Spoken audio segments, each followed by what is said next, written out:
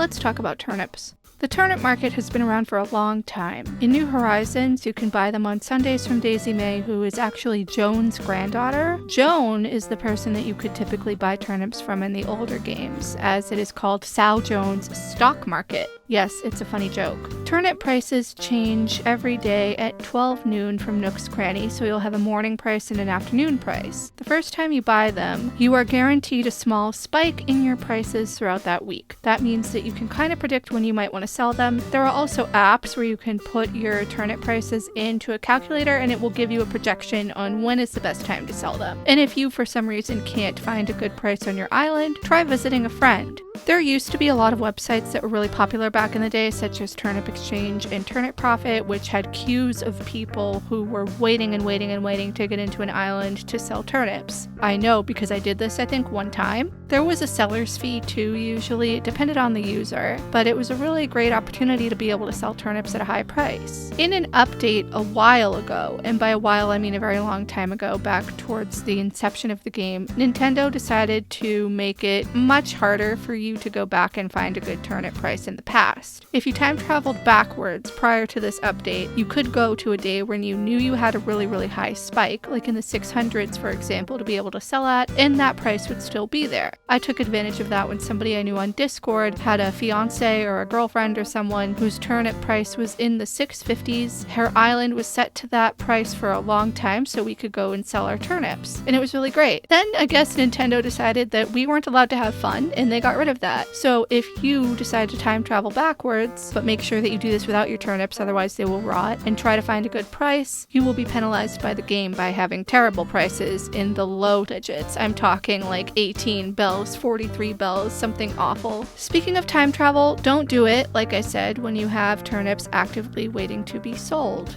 They will rot. It's also advisable to not time travel past the following Sunday. If you do, your turnips will rot. Since you buy turnips on Sundays, and there's a rule in Nook's Cranny where you can't sell them on Sundays, if you go to the following Sunday while having turnips in your island waiting to be sold, they will be rotten. This will be a good opportunity though for you to catch an ant, but beyond that you will have wasted your money. All of this also goes for buying turnips from Daisy May. You want to make sure that you can kind of find them at a reasonable price. I know it can be difficult, but if you use that number, plug it into your turnip calculator, you should be able to be on your way to find a good selling price at Nook's Cranny, especially if you add in those selling prices from Nook's Cranny. There are game mechanics to this. I think that partially it is up to RNG. Anyway, I hope you guys really enjoyed this video and found it helpful. If you want to hear more about turnips, maybe how you can get some free ones, check out the video that's going to be in the end card. Thank you so much for watching. Please leave any comments, feedback, and suggestions down below, and subscribe if you haven't already. I'll see you in the next one.